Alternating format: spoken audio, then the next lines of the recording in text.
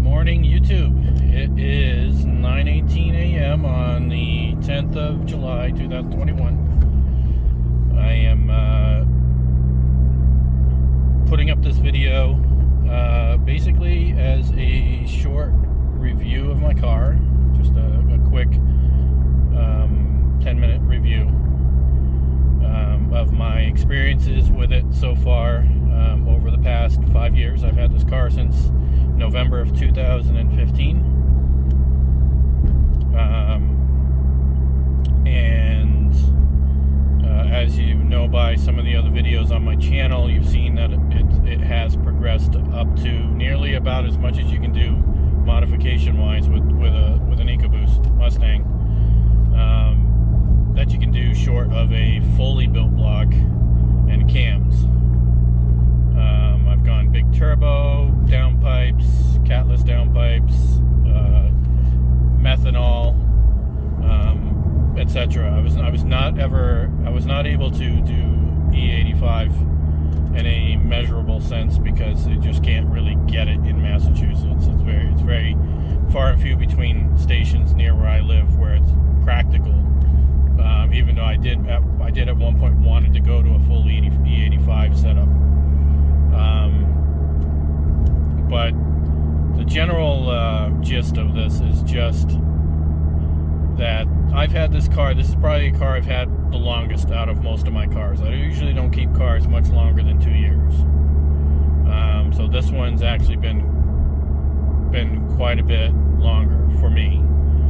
And the amount of power and tuning and failures as well that I've put through this car, and the fact that the motor is still running super here at 87,097 miles is a testament to, in my book, how good I feel this engine platform is for what it is. This car is made as much as 435 horse and 465 torque to the wheels.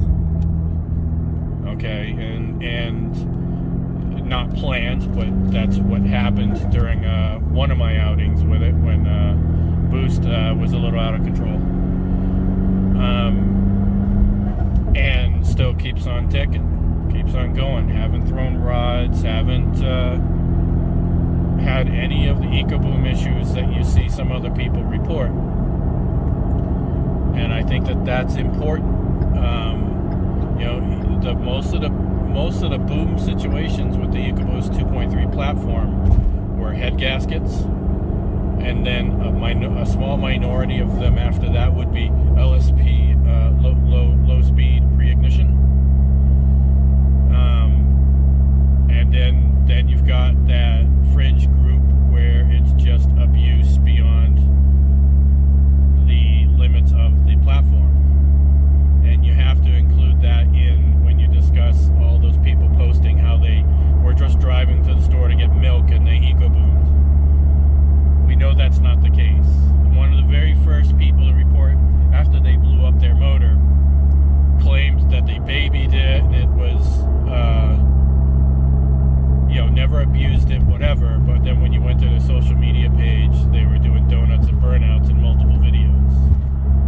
And as anybody knows, the longer you redline your motor, especially people doing donuts, it's just not good on any engine. It doesn't matter if it's an EcoBoost or a Coyote.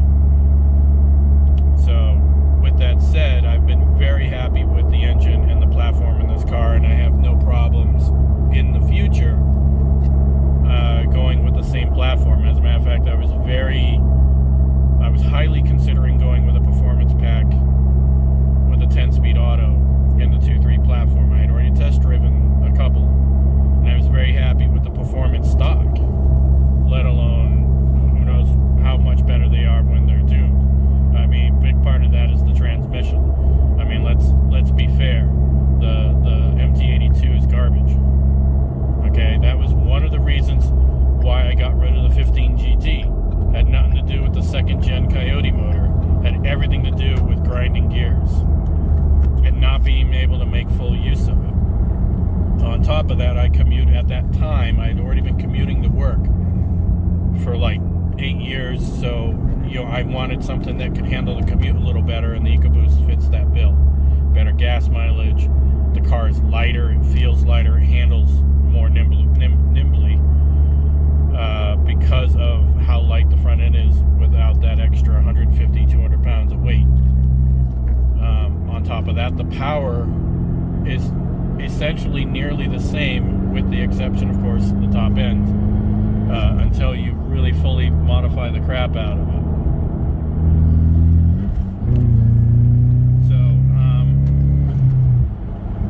So with that said, let me go over the problems that I've had with this car. And oddly enough, realistically, only one of the items was engine related. Since I've had this car at 34,000 miles, I had to put in a clutch pedal position switch. Basically the neutral safety, or whatever you want to call it. For some strange reason, and I just assume it was just due to just normal wear and tear from commuting, it failed. And that was the only thing that broke on this car that ended up with a no-start situation. So that was, of course, covered under warranty, no big deal, and I haven't had a problem since then. I'm already at 87,000 miles. So the other thing was 2 upper control arms I had to replace, and that's because of Boston driving. The roads in Charlestown going down to Government Center are pothole nightmares, and the amount of daily commute, and hitting them twice a day for a mile plus long amount of potholes was eventually going to end up with some suspension wear or breakage. So I did 2 control arms at different times, all sub 50,000 miles. Trying to think what else. Just recently this week, when I went to go do my inspection sticker, I haven't been driving the car that much due to COVID, because I've been working at home, so I've only been commuting to work 2 days a week. And I had recently swapped over my tune to my Burble tune, just because I like to switch the tunes up every once in a while. And I must not have driven enough on it, because it failed the emissions testing, because the computer wasn't in a ready state yet, which is fine. So I went and checked codes just to see if there was like a P1000 code, because I wasn't sure if this platform actually puts that code out, so I can keep track of when I should run back and get my emissions testing completed and get my sticker refreshed. And I found that it had a P018C code, which is a low pressure fuel sensor signal low. And as a lot of people know, one of the issues that was claimed in people blowing up their motors was that sensor.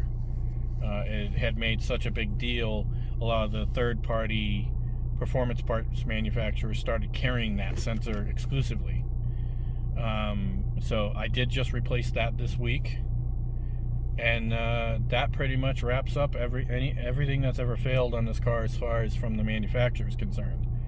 I find that to be a very positive thing, and again, it plays into my opinion of how reliable this car has been. I also want to note that I'm still running on the stock clutch at 87,000, now 102 miles.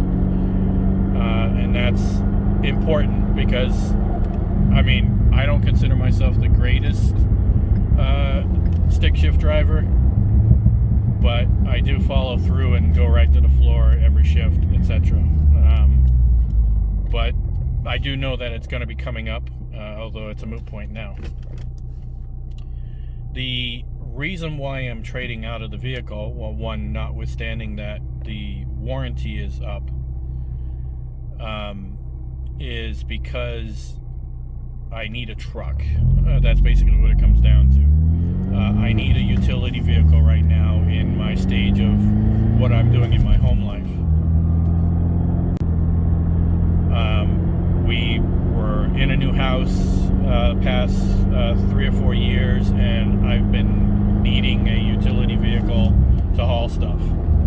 And so that's that's basically, it was either get rid of our SUV, which is 4-wheel drive, and we really need that up here in New England, and find something else that's more suitable. And on top of that, I do have another project that I haven't really posted in any of my videos. I have a 1970 Mustang Coupe that I'm rebuilding, and I will post an intro video on that probably later on this month.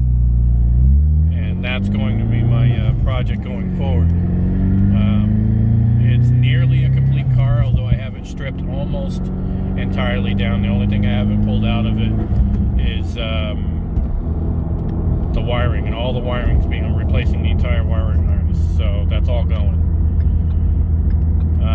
I've already done the floors, and I've been working on the body and doing the archaeologist work on it, finding all the bad stuff and the good stuff. So I felt that I was fine with getting rid of this car, since I'm still working on another Mustang in the background. I'm getting a used 2017 F-150, and it's a what the heck is it? XLT. It's got pretty much all the options I wanted, and it is still within the Ecoboost family. It's got the small 2.7 twin turbo, which is no slouch. I think it's like 325 horse, 375 torque, I think, in a 2017, and then I think the second gen in 18 is almost the same, but it's 400 torque, foot-pounds of torque. But being in that it's a twin turbo V6, it should be a little bit smoother, which I'm kind of liking. And I've seen online a lot of people have had very good results modding that motor and making decent power if you needed to make more power. So I will also do an intro video when that vehicle arrives. I've ordered it. It won't be here until next Saturday when they come to pick this car up. So that's going to be an interesting day. And that's pretty much it as far as the Ecoboost is concerned. And I know I'm running over the 10 minutes. I think I'm at 12 now. I've been very happy with it. It's held up very well. I've got only a couple of cracks that just now started in the driver's seat, which is pretty good. Nothing else interior-wise is busted. And with the only exception of something that's wear and tear is the obvious, the pony puddle lights getting all weird and fat. Whatever the hell, I don't know how that happens, but whatever. I just never bothered to replace them. But other than that, the car's held up very well, and I've been very, very happy with it. I tell everybody when I talk about this car how happy I've been with it. It's a good platform, not to discount it. Over time, it can only get better as there are more advances. It would have been nice for them to put a 3.5 twin turbo in these cars, but I understand their marketing and everything. But other than that, I have absolutely no complaints, and even for this one, I don't like the transmission, but it seems for some strange reason, I don't know if it's just because the engine size or whatever, it doesn't seem to have the same horrible notchiness that my GT had. So I've been fine with it. Other than that, I'm not bothering to take any of the mods off this car. It's being traded in as is. I don't feel like going through all that work. The only thing I'm keeping on it is just the tuner. I'm just going to sell that so I can get another tuner for the truck, and then I'm going to be going from there. So I've thoroughly enjoyed working on it. It's been real easy to work on. Really positive gains, and I hope everybody else has had as good a luck as I have. And that's pretty much it. I hope people have learned a couple of things here or there from some of my videos. I know I'm not super technical in a lot of them. It's mostly kind of like show and tells, but you know, I don't make these videos for income or anything. It's just to share my experiences with the community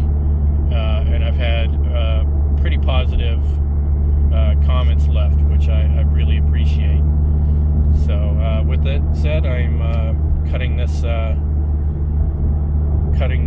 video down from here. Maybe I'll do a rip down my favorite on-ramp where I do all my testing.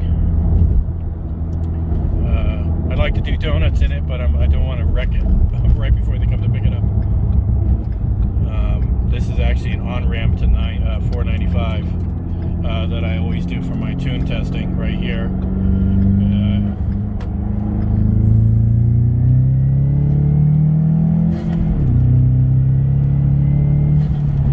I am going to miss this car. Alright guys, take care.